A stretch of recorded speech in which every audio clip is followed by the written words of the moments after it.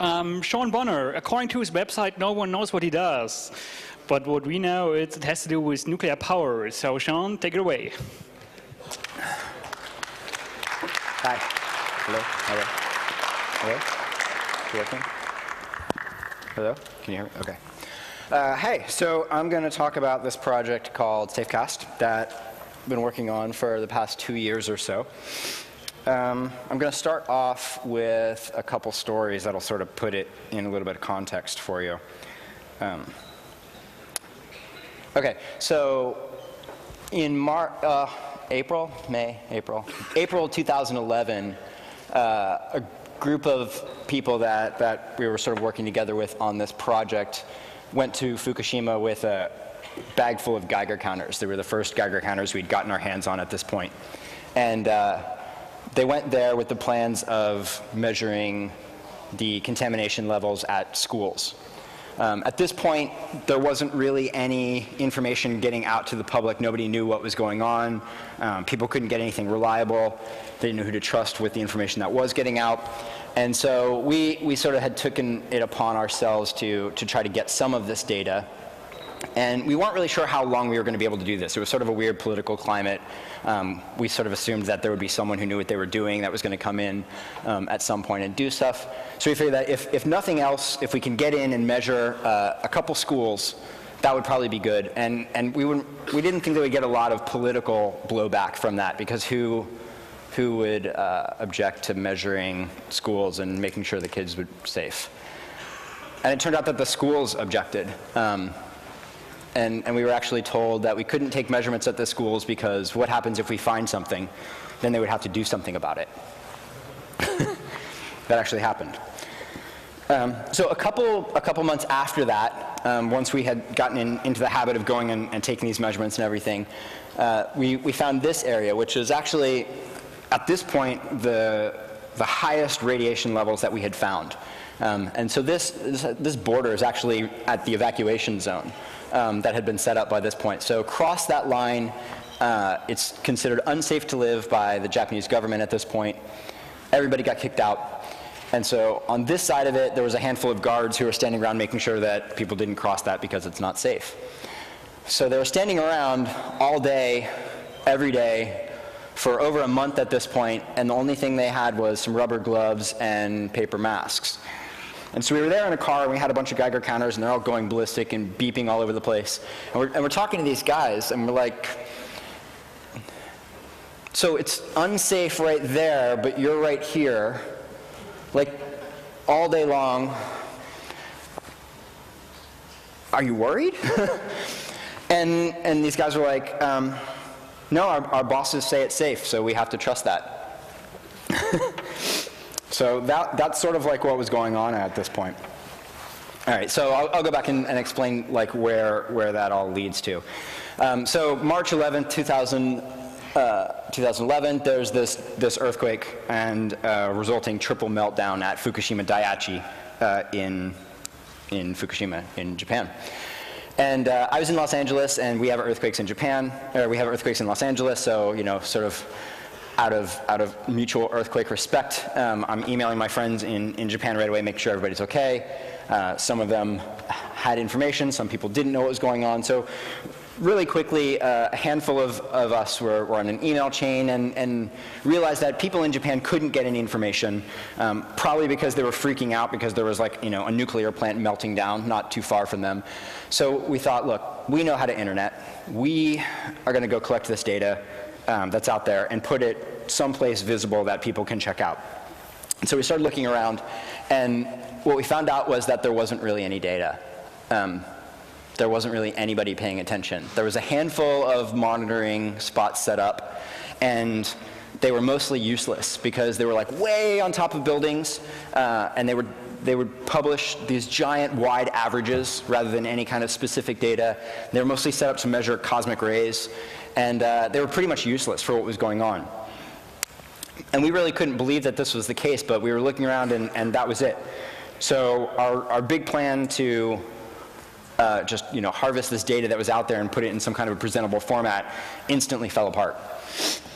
So the people who we were in this email chain together, my friend Joey Ito is there, this guy Peter Franken, who lives in Tokyo, is there. We have Bunny Huang, we have some guys from Tokyo Hackerspace, some guys from Hackerspace in Los Angeles, some guys who are working on some web stuff, some guys who are working on some design stuff. We had a bunch of people who were just in this email chain, and this email eventually got turned into a Skype chat room, which was sort of like a little bit less functional, crappier UI IRC.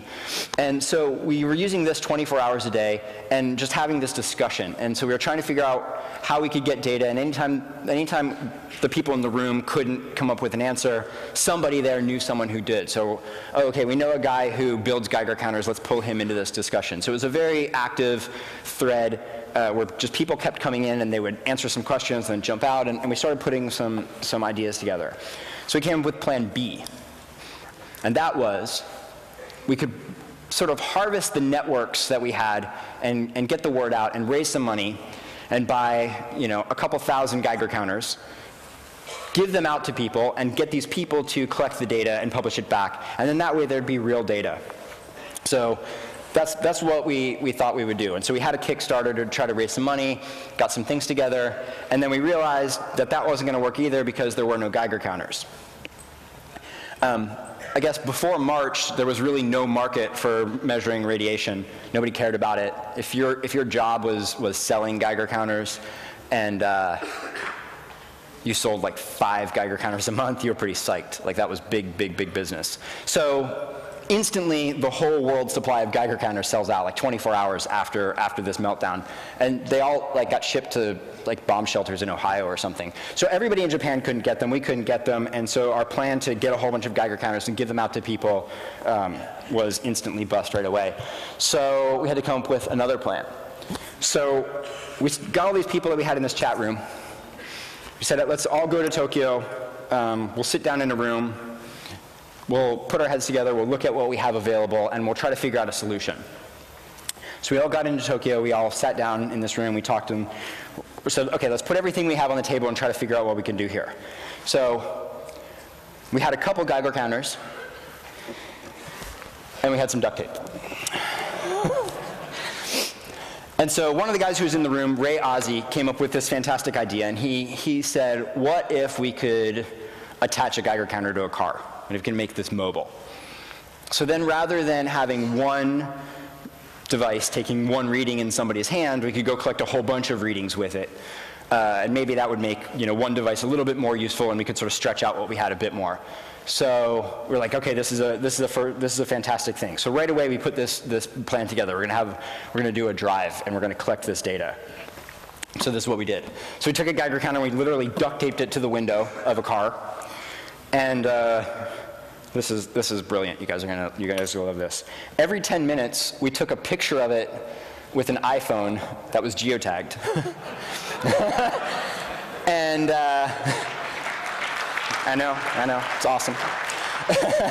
So we got all these pictures together, put them into iPhoto, and looked at the geotags and read them by hand, and we actually had some semblance of data that we had collected over a drive. And so this was the very first thing we put together. And we were psyched because this actually worked. Like we actually got something. But it sucked. That was like the worst thing possible, like trying to look at every photo and log. It was just a nightmare. So we had to figure out another option. And so we came up with this instant iteration. Actually, I came up with instant iteration when I was making this thing. We didn't ever call it that, but I think it sounds cool, so we'll use it. But so we decided that we needed to do something else. And so we came up with a system that sort of, from this point on, and I'm going to talk more about the system in a little bit, we call it B-Geigi, which is like a bee in reference to a bento box, because it sort of looks like a little Japanese lunchbox, basically. And so it's a Geiger counter in a kind of self-contained unit that we could stick on a car and drive around and collect some data. So the design process of how we came up with this is almost as interesting, maybe a little bit more than what we found in it. And so immediately we started taking these measurements, and literally we would design a device, go out and use it, collect some data, come back with feedback from what we were doing, how it was working, how it wasn't working, and change it, and then fix it, and build a new thing, take readings with that tomorrow. So at every step of this process, we were taking readings. There was no way for us to sit around and think, well, let's get something together for 6 months from now that we're going to put it out, and we literally, we have to design something that we can take readings with tonight. And that was our motivation through this, as we kept going with it. And literally, we would come up with a design that worked and say, okay, we need to build 5 of these. And we would go to the store and buy the parts for them. And then, the next day, we would get ready to build them, and we would have the wrong parts because it had already changed in that 24 hours in between there. So it was really moving quickly, and we were constantly changing it. So in the first month, our only concern was getting something that worked. It wasn't really very usable, taking a picture, it was kind of a pain in the ass, but it actually worked, and it got things done. And so by 3 months on, our concern was more, how do we make this usable? How do we make it easier to do, and how can we repeat this? And then in our longer term, we wanted to figure out how not just we could do it, but how other people could do it, and how we wouldn't end up spending $3,000 on every single one of these things. So the very first version was really big and awkward. We had a Geiger counter inside of a little watertight case, and a USB GPS that we attached outside of the car. And these were running into the car to a netbook that we had that was logging the data and keeping track of it. And there was a bunch of power and all sorts of obnoxiousness going on, but it worked. So we made a handful of these things, but right away we realized that this was a problem, and then we moved on to, excuse me. Moved on to the next version, and this is kind of the version that we've been using mostly for the past 2 years. And this is kind of called, I think we call it the Bigagi Mini or something. But this is a full-size, off-the-shelf Geiger counter with an Arduino and a custom shield. Logs the data right in there, so everything's contained in this box. There's no cables running all over the place. GPS logs a data point every 5 seconds as we drive. Come back, and we have 20,000 data points from driving around all day long, sort of Google Street Mapping thing, and we could start collecting this data.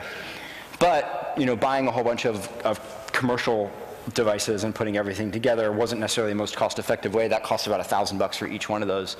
So what we've been working on over the last year is a design for a more manufacturable version, and this is about ready to go into production. And this cuts everything in half and gets rid of an off-the-shelf Geiger counter, just uses the actual parts that we need. So that's all coming together.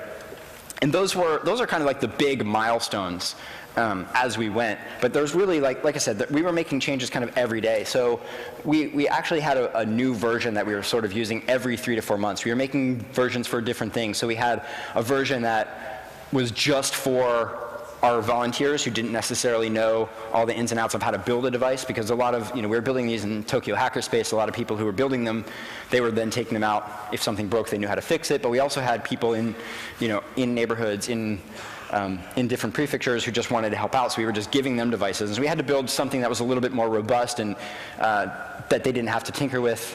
They didn't have to turn switches or anything. We could just hand it to them, and it would just work. So we were making different versions. We made a couple of them that was actually all the electronics stuck inside some other thing that looked like a radio or something, so that people could take them places and not attract a lot of attention if we were worried about stuff like that. So we were making lots of different versions for different things to collect all this data. What am I going to say here? Yeah. So to make that even easier, we started working on a kit. Everything that we've been doing is open source on this. We publish it all on a website. And we've been working on a kit that then anybody could go get the parts for. And that's this. It's tiny, right? So this does everything that we need to do. It has GPS. It has the Geiger tube in there. It takes the reading. It does everything. And so these, the parts are online. You can see the parts list. You can build this thing yourself if you want. Some of the parts are a little bit harder to find, so we're trying to get them all together, and so we can offer some kits as well. But this way, anybody anywhere can help out, start collecting this data, send it back to us, do whatever they want with it. So the reactions to this changed really quickly. So at first, like I said, those stories I told you, people didn't know what was going on. They didn't necessarily want to know what's going on. They were afraid to know what was going on. Once it became clear that the situation wasn't going to go away, that it wasn't going to just get better tomorrow. And once it was clear that there really wasn't any sort of magical angel that was going to come in and take care of everything, people really started to gravitate towards us because we were the only ones out there doing anything. So we had a lot of volunteers coming in from all over the place, asking how they could help, what they could do, and helping spread the word. So right away, kind of our street cred in Japan really helped push us along. And so we had volunteers who were driving things around. We had someone give us a car that became the official safecast car, and we drive that around. That's covered with all sorts of electronics. We have people strapping devices to their bikes so they can drive places that cars can't. We have universities who had crazy clearance that we couldn't get ourselves, taking these things right up to the gates of Fukushima. And so like right up to the plants, they were walking with our devices to collect this data, and we were publishing back online. So every piece of data we got, we were publishing it online immediately. And we were publishing everything with a CC0 license, so anybody could take it, anybody could use it for anything. There was no restrictions at all, and so it was spreading pretty quickly. And so when these guys took these devices all the way up to the plant, inside the evacuation zones, we found something interesting. And that is, so this point here is the plant. The first circle is the mandatory evacuation zone. So everybody inside of that circle got kicked the hell out. And the second circle was the voluntary evacuation zone. So that was where they were like, well, if you want to leave, you can, but we're not going to give you any money. You know, it's up to you if you want to leave or not. And then outside of that is what was considered safe. And so what ended up happening was that there was actually a lot of people who got moved from areas with relatively low readings to areas with relatively high readings, which is a tricky situation. And so we published this data, and the very next day, the Japanese government published their data, which almost mimicked this. And it turns out that they had had it for months, and they hadn't published it, which was also problematic. So we had a lot of support. We started getting this stuff together, and we started getting this data around. We have about 300 static sensors that are all over Japan now. They're collecting readings every few minutes. They're at businesses, they're at people's houses.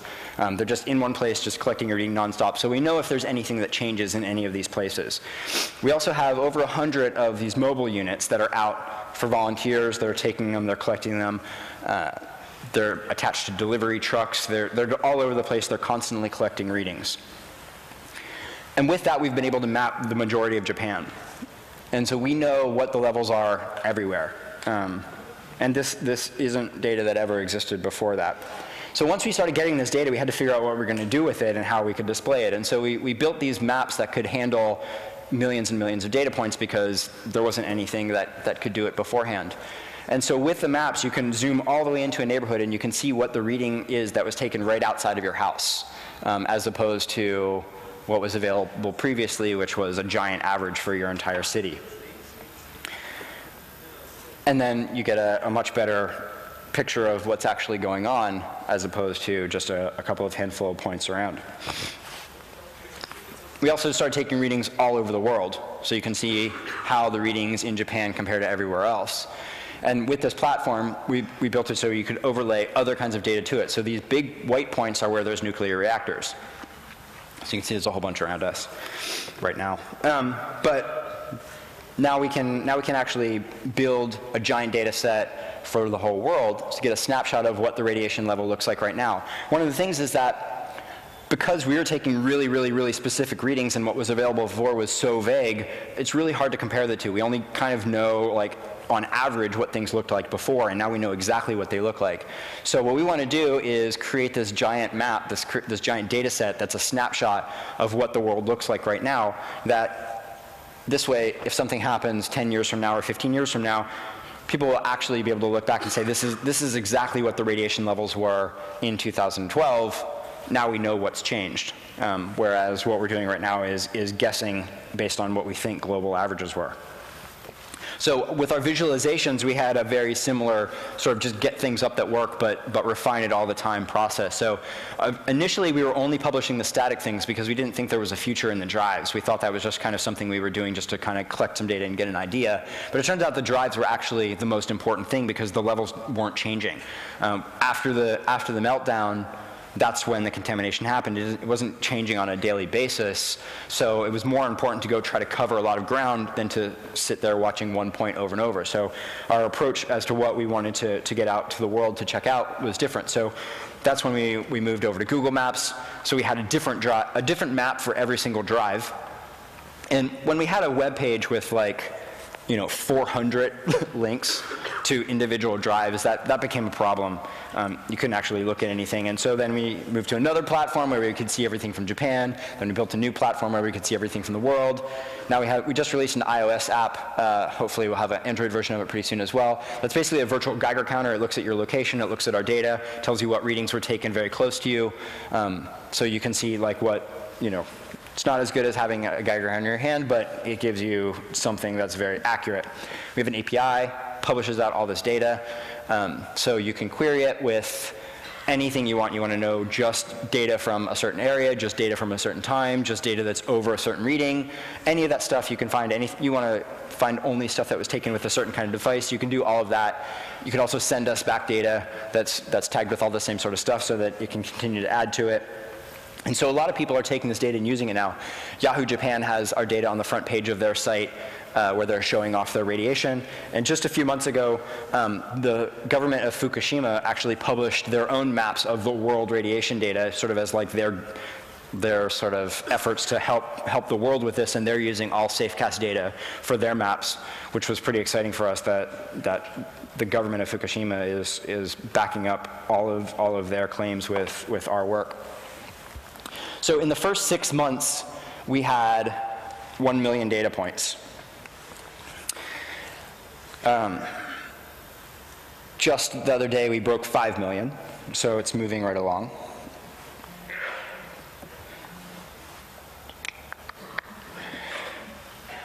And so you might ask about the official data.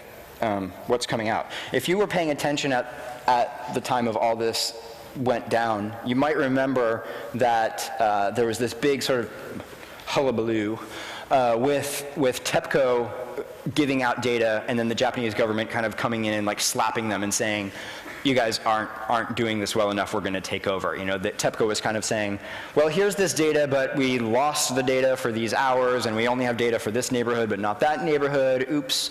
And so the Japanese government was like, you can't do this anymore, we're going to take over because we have to give people data. And so the Japanese government has been publishing the data since then. And they have just updated their data set to now have about 30,000 data points. And it is provided in a handy PDF.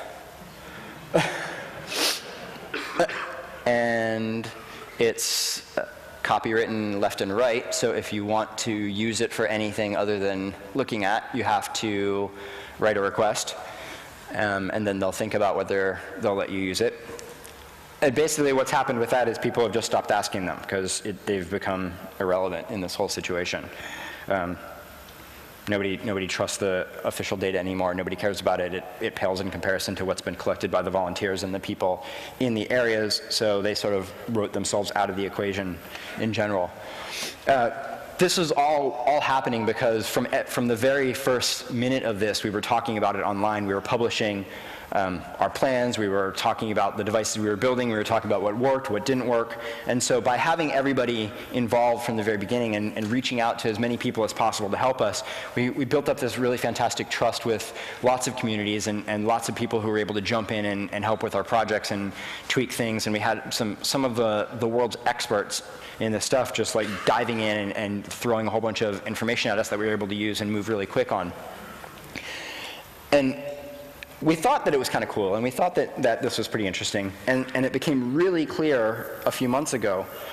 There was this, they called it a conference, but it was really sort of like a trade show in Japan called RadiX. And it was for all of these businesses who are in the business of like measuring radiation now or cleaning up contamination. There was lots of people showing off these giant trash bags that you could put dirt in, because that's how they clean up radiation.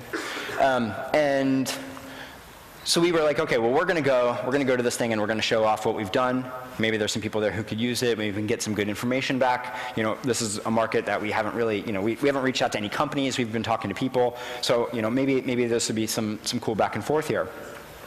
And this was one of the big highlights of the show. So this is like a giant trailer. It's big. And it attaches to a car, and it has GPS and a radiation monitor, so you can drive it around, and it'll take a reading of of the radiation where you're driving. And so we went there and we were like, hey, like,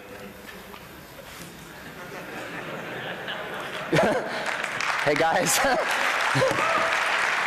we got this thing, And they were like, what do you mean? Like, how did you do this? And they were really sort of disappointed to find out that most of the people who they were expecting to be their customers and who they were hoping would pay like $500,000 to buy these things from there had been volunteering for Safecast for over a year and had collected millions of data points already. So that was kind of cool. But that's what happens when you sort of sit in your office with your head down doing your thing and don't talk to anybody and think that you're the only one who's working on anything. And like I said, the community aspect was really the most important piece of this because we were constantly reaching out to people. We were constantly, we would take measurements and people would come up and say like, what are you doing? And we would say like, hey, look, here's the website, here's the data, here's a device, like go to your house and like take a bunch of measurements and then like send us so we know what's going on. So right away people were very excited because prior to that there was people showing up with hazmat suits and like taking some readings and then like leaving. And so then there's like, people in their front yard like playing with their kids going like, what the fuck was that? And so getting the people involved and getting the neighborhoods and getting the local communities really like powered this whole thing. So like it wasn't just that like we made a couple devices. It was really that this entire network of people sort of pulled together and made such a huge difference. And then we started doing seminars. We go to schools now. We give talks all over the place where we're constantly passing out information so people can get this data.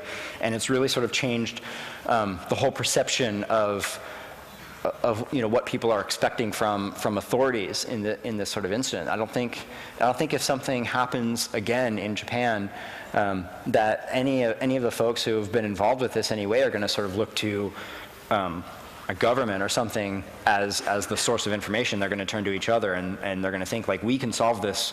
We don't have to sit around and wait for someone else to come and solve it. And I think that's a pretty important shift in how this is perceived. And part of this was that we knew we were going to make a bunch of mistakes, so we just wanted to make them as fast as we possibly could, and as much in public as we possibly could, so someone could possibly point out, like, hey, you're doing this wrong, and here's the fix for it and everything. So we made as many mistakes as quick as possible. We're still making mistakes, but we're moving really fast, and that made a big difference with it.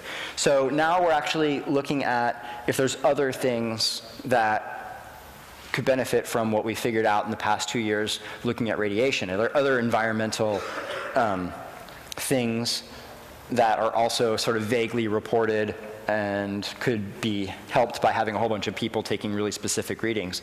And we decided that air quality fits into this as well. So now we're working on building some air quality devices that would do the same sort of thing. People could put them at their house and they could take readings. You could see how the levels change during the day. If you live near a big road, if the air gets worse when there's traffic, or maybe you live near a factory that like spits out a bunch of crap certain times a day. I don't know, maybe it doesn't, but if we build a bunch of these devices and we can use the same platforms that we put together for radiation, that might make a difference. And we might be able to do something cool with that. So that's kind of what we're working on. That is the end of my talk because I thought it was a 20-minute talk, not an hour talk. But that way there's lots of time for questions, if anybody has any questions.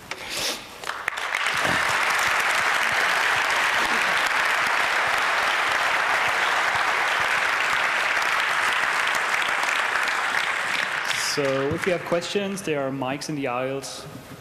Number one, go ahead. Yeah, hi, hello. Thanks for being here and sharing that with us. That was good to hear. Maybe you want to say a few words about your Kickstarter campaign. I backed you there. I thought that was a very good idea of getting the money for the Geiger counters that you put in the field, how that worked with the Kickstarter guys and Sure. and so on? So we've actually done 2 Kickstarter campaigns. So the first one we did, which was what I mentioned in there, was that we wanted to buy a bunch of devices and give them out to people, and then we weren't able to do that because they didn't exist, right? And so what we did was we bought all the pieces and built the devices. You know, we talked to the manufacturers and we said, just give us all the parts you have for the half-constructed ones, and that's what we built most of those BGeigies with, was with all these parts from Geiger counters. And then rather than giving them to people, we loan them to somebody who drives around and collects a whole bunch of data and then gives it back. So that's really what funded the entire first year and how we were able to collect, you know, the first 2 or 3 million data points was with the first Kickstarter campaign. So that was fantastic. Then we had a second Kickstarter campaign this year because we realized that since nobody had been paying attention to Geiger counters or all this stuff, there really hadn't been any development work done on them since like 1980. You know, the devices that we were using, that we were buying, that was when they were designed, and they hadn't been updated since then. So we thought that we could. We had a bunch of smart people working on this project, and we had a lot of momentum, so we thought we might be able to help with that. And so we designed a new Geiger counter that was basically an update to those old versions, and we completely open sourced the design on that. And so this company who has been very helpful to us all along, International Medcom, they said they want to make this device. And so we asked them to sort of give back to the Kickstarter community who had been so helpful and with us first part, if they could do a limited edition version that we could offer on Kickstarter, and then that would be it would be a special thing just for like sort of people who were in touch with us. They could get this cool version of it, and they said yes. And so that's the one we did earlier this year, and we were hoping that they would be out before the end of the year. It looks like they're going to ship in January. I have one. I have a prototype one. If you want to see it, I'll show it to you afterwards. It's small, so if I show it here, you won't be able to see it.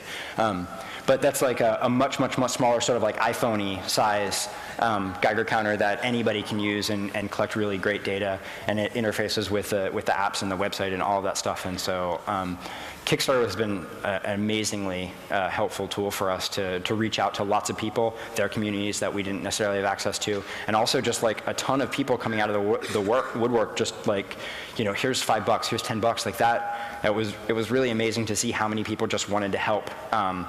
And you know, like in the first beginning of this, we just bought stuff ourselves, you know, because we didn't know what was going to go on. We didn't know how it was going to work, and we're just like, well, like we got to do something. And so we're just like running to the store and buying stuff. And so when, you know, when that money came in from Kickstarter, it kind of changed everything, and we were able to move much quicker.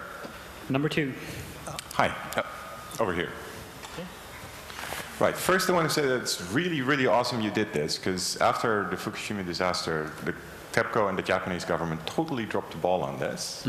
So it's really cool you did this. But how did you handle things like meter calibration, measurement procedures, different Geiger tubes having different response curves and things like that? Because radiation measurement can get really complicated very quickly. Yeah, so what we did was we talked to experts, and we brought in people who had been building Geiger counters for 30 years, that was like their job, their business, they ran companies, people who built sensor networks before. The best experts that we could possibly get our hands on, we reached out to them, had them come in. We standardized around one specific sensor. So every reading we have has been taken with one specific sensor. We have a set height that we take all of the readings at. So we standardized what we were doing on every level. When we reach out to volunteers, we train people for over an hour before we give them a device, so they know exactly what to do.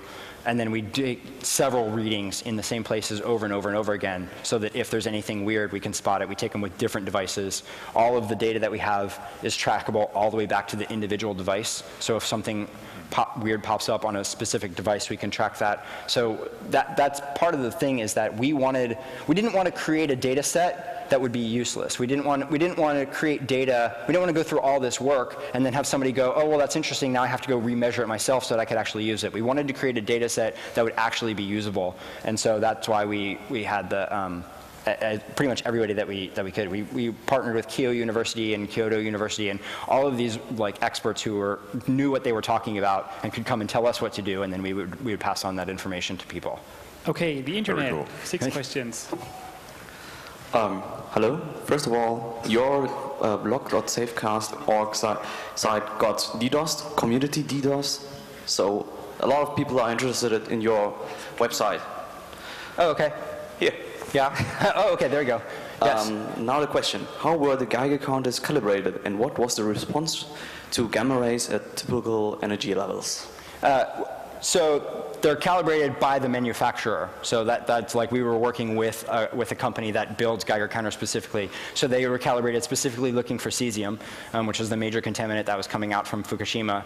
And so the devices that we have measure alpha, beta, and gamma. So we're collecting a CPM, like a full total radiation count. We're not filtering out and only looking for certain things. We're looking for the entire radiation and then filtering after the fact with natural background. But we relied on the actual Geiger counter manufacturers for that piece of it. We were worried about the data after the fact. And how accurate are the devices in comparison to the one from the trade fair? Better. Our devices are much better. Who was paying for your flights? We paid for everything ourselves. And then once we started we got some grant funding. Knight Foundation has been very supportive of us. There's a group called Global Giving who has been very supportive of us. There's been a couple companies from Japan who have just said, here's a check, just do what you need to do. We don't want to be named or whatever, but just you're doing good stuff, so please keep doing it. So we set up a nonprofit, and we're a nonprofit organization, but those funds pay for hardware and travel, basically. And was there anything measured at the coast of Alaska or America yet? Yeah, we haven't been in Alaska, but we've measured all across the U.S. We haven't detected anything from Fukushima in that. Even in Hawaii, we haven't seen stuff, but we're taking measurements every place we possibly can. Okay. And what kind of radiation is measured? Alpha, beta, or gamma, or all everything? of it. We take total count, alpha, beta, and gamma. So we measure in CPM. And how high is the radiation dose you accumulated? I'm sorry? How high is the radiation dose you accumulated? Me, personally? Yeah, you. I don't know. It's probably a lot. But, I fly, so it's nothing, right? Like, I spend 2 weeks in Japan, like going to the gates of Fukushima, and that's, about as much as exposure as flying to Japan in the first place, so. Okay, number 3. Okay, since I've been there too, so I've accumulated some too. I've not a question on the technology, just did you have any problems with officials, the media, or the locals? Okay, so officials, no. From a national level, we were ignored. The national Japanese government never mentioned us in any way. They never talked about us. We reached out to them. We never heard back, so they just completely ignored us. Local government has become some of our biggest allies in the world because they were also getting no information back from the national government. So like I said, like our data is driving the official maps from Fukushima Prefecture. So we have all these local politicians who are our volunteers. We have like mayors of towns and things with safecast devices on their car who like send us data every day. So local politician support has been great. Media support has been great. And then, like I mentioned in the thing, like initially locals didn't know what to think of the entire situation, so they were very wary of everything. And then when it became clear that they could trust us and that we were trying to do cool things as opposed to the other data, which was sort of just telling them to stop worrying about it and go away, then they became all of our volunteers. So we don't have too much time left, so please stay focused. Number 4. I study radiochemistry in University of Helsinki in Finland. Another guy stole my question, but I'm going to ask. The structure of Geiger counter is so that if you take gamma counts, it's quite different from the beta that's usually with what's associated with the Fukushima decay. Were you focused on that? And second, quickie, will you help me make a dissertation out of this?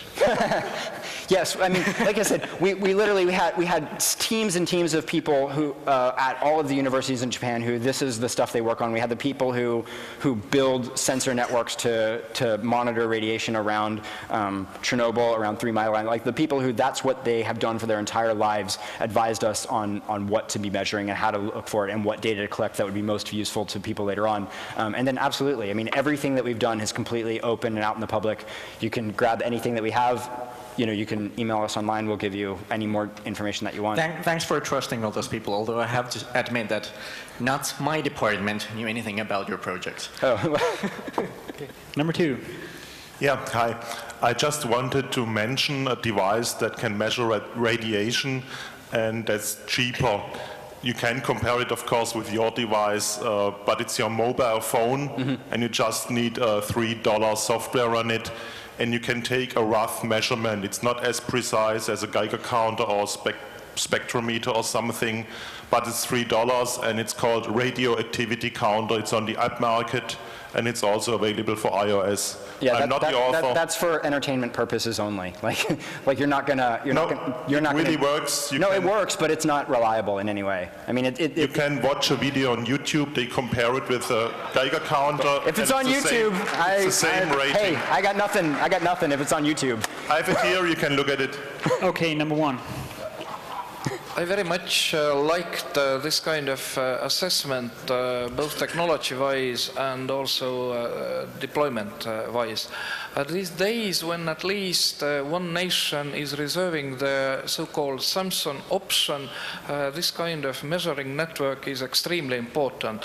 Another remark about the history, I was a little bit disappointed. You mentioned that we didn't know and it was a news, and I understood within 24 hours because I know what's Chernobyl, and already 12 years I have 2 measuring devices, one at my home and another at my working place. So it's extremely important that it's not RFID. Anybody make gadgets, and it's like social issue, RFID. This is the actual social issue, so I very much recommend to have such kind of devices. How many HDs you have, hard disks at your home? Buy one device and keep it really. Thanks. Okay, the internet. Do you know about Parisian blue? No.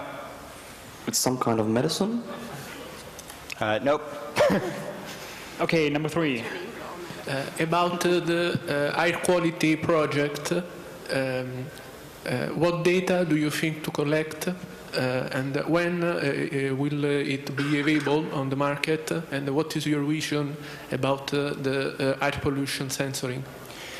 So we're just starting on that right now. So we only have a couple prototypes that all sort of work differently. We haven't started collecting any real data with it yet. We're actually having a hackathon in Tokyo in the middle of January. The data is on our website.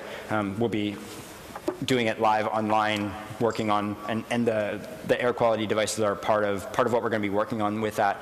So right now we're just trying to figure out, excuse me, what exactly we need to be measuring, because we don't want to build a bunch of devices that measure the wrong stuff. So we're talking to people and playing with prototypes to see what we can do and then what's replicatable. As far as what we think will happen, we don't know. I mean, it just, in looking around, that seemed to be something that suffered from a lot of the same problems that we saw with radiation, in that it was being reported in these really, really giant averages, but when you actually took a reading, it could change very quickly in specific areas. And so we thought that since we already built this platform for radiation, if we could add just another device to it and do the same sort of thing, that might be useful. So we're really just sort of diving into it right now. Okay, number 4. Did you also attach Geiger counters to ship and measure the coastline? Yes, we've been out in the water and it drops to 0 instantly. So there's no residual radiation above the water. Measuring water is a whole giant problem in itself because water actually shields the particles.